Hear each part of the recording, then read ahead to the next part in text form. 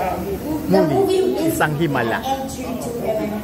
Okay. Yes, syempre, I love musicals. Talaga naman na gusto natin ng Broadway. At parang nakakatuwa naman, nakakatawa ng puso na walang kamatayan ang kwento ng Himala. Talaga naman na lumabas na ito, ginanap na ito bilang teatro, di ba? Naging play na siya. Ngayon naman, musical sa sine. Kaya I'm looking forward to seeing it and I hope it does well.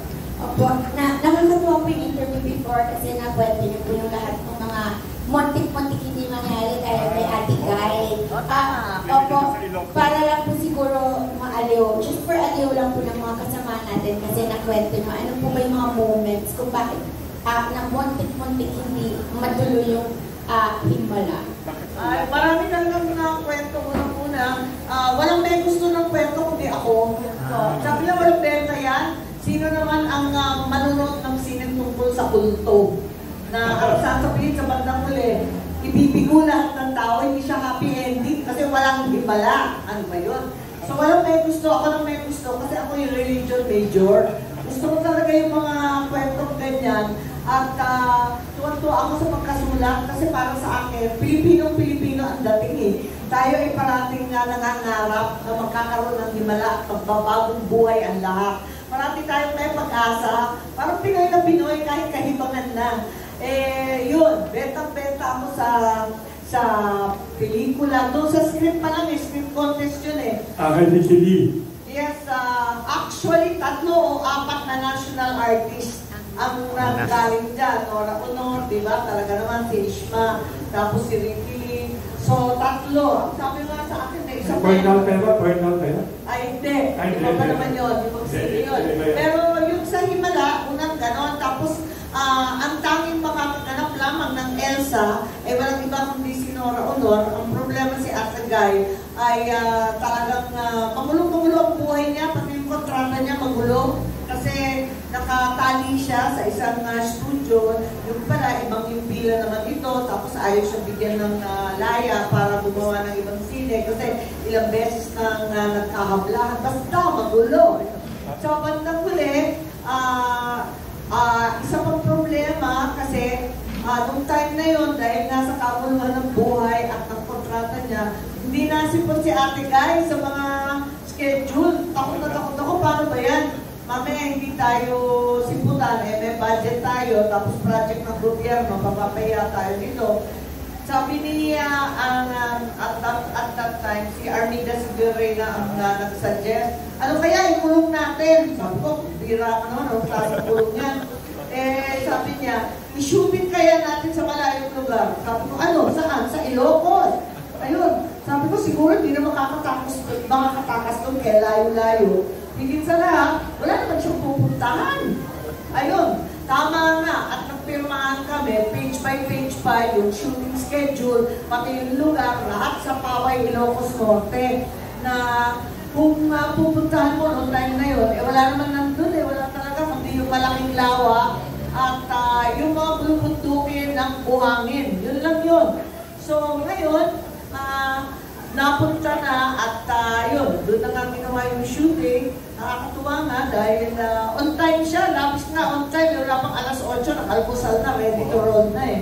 Nakakatuwa nga siya nun eh. At yun nga, minsan, tuloy-tuloy na yung mga eksena, minsan nagka-problema pagkat umuwi siya sa wakas na uwi sa Maynila at na-aksidente sa kalayuan ng lugar. Makatulog siguro, naka-idlip yung driver, madalas mangyayari sa amin dyan sa haba ng mga biyahe. Na-aksidente pa nga si Ate Guy doon. Kaya sabi ko, paano ba ito? Pero sabi niya, talagang trooper na trooper. Sabi niya, hindi, shooting, kaya pa yan. Pinagpilitan niya kahit na masakit yung braso niya. At maraming kaguluhan doon may mga scarf, may mga costume na nawawala. Yung mga scarf na napaka-importante para kay Elsa. Biglang kinuha na lamang yung suot ng isang costume wardrobe. Pagkatapos noon, ang laki-laki na ng budget, lumulobo na ng lumulobo. Binabantayan ko, nag-aaway na kami ni Charo Santos. Siya kasi yung line producer. Sabi ko, hindi po pwede yan. Hanggang lang talaga yung budget, over na tayo. Mahal-mahal na yan. Eto nga, sinabihan ko talaga si Ishma. Sabi ko, take one, yung huling eksena. Take one, wala nang pera talaga. Bahala ka na kung paano mo gagawin yan. Sabi niya, hirap-hirap ng eksena. Nasa tuktok ng buhangin, magtatambay yung matatanda. Ay, bahala ka sa buhay mo, pagtagawan mo ng paraan yan. So, take one talaga yung huling eksena na libo-libo ang extra. Yung buong pawa yata ang lumabas doon. Kaya nga po, alam niyo talaga yung struggles din ng industriya sa pag-produce dahil yourself, naging producer po experience kayo, mama, no? Pero ngayon po may sinulong po yata yung palasyo. Ang pangalan po yung Sinigang. Have you heard about it po and what do you think of the program? Sinigang po. Samahan ko ito ng mga Sinigang. Opo. Parang nabalitaan ko lang at hindi pa ako updated.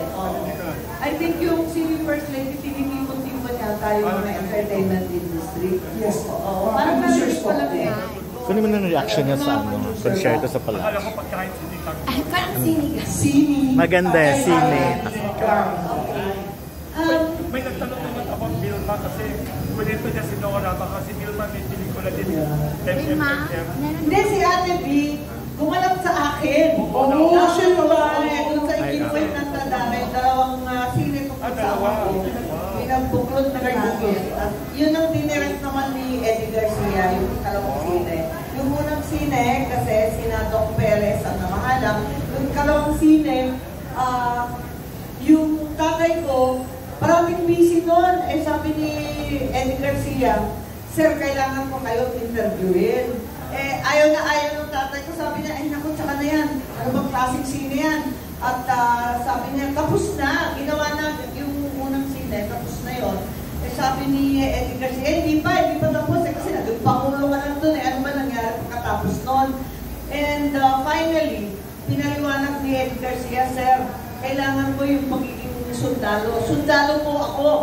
Nung sinabi ni Eddie Garcia na nanilihan siya sa ating Sanggatahan Lakas, abay nag-iba na yung tatay ko. At sabi, ano pa? Anong ginawa mo? At nagkwentuhan na yung dalawang matandang sundalo. At nung bandang huli, oras-oras na sila nagkikwentuhan at nagbibidahan. Doon na nabuo yung ikalawang pelikula na si Ate Mina naman at si Manoy. Are you excited po? Fan ng mga musical. Mahilig na ako sa musical, so I'm very excited to watch it. At nakakataba ng puso, tulad ng sinabi ko kanina na itong Himala, parang walang kamatayang Himala. Wala, hindi na ako masyadong updated. Alam ko na may pelikula sila, pero hindi na ako magaling magmula eh. Dati talagang kaya ko i-predict yan eh, pero hindi na ako masyadong updated sa mga takilya. At saka magulo kasi ang distribution ngayon, hindi na katulad dati, di po ba? Hindi naman theatric ang lahat ang inaasahan.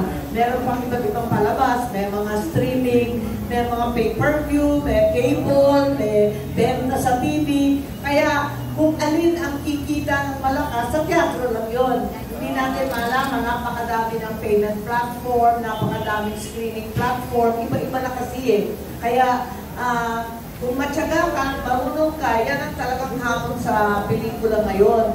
Sa palagay ko, apaka-delay mag-produce ngayon. Sa totoo lang, pati yung mga kabagetsa, nagpo-produce ng ano-anong horror movie, nagsasabit na sila sa akin na ginagawa lamang sa cellphone.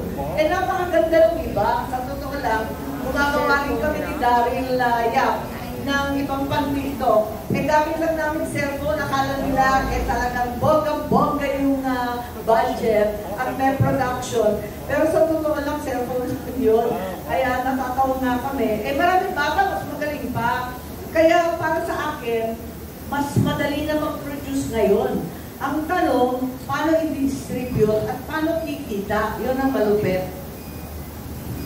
Moni, Vilma Santos, dun sa movie, di ba? Yeah, dahil nag-shooting na sina Ate B, nag-shooting sila sa Malacanang. Tapos yun, kunyari, bagong galing kami sa eskwelahan, nagdating na kami. Ayun, sabi niya, ano ba yung uniform? Sabi ko, pahiram ko na lang sa iyo, nakasya naman. Although talagang napakapitit niya talaga, piskinoon. She's so petit at mukhang bagets.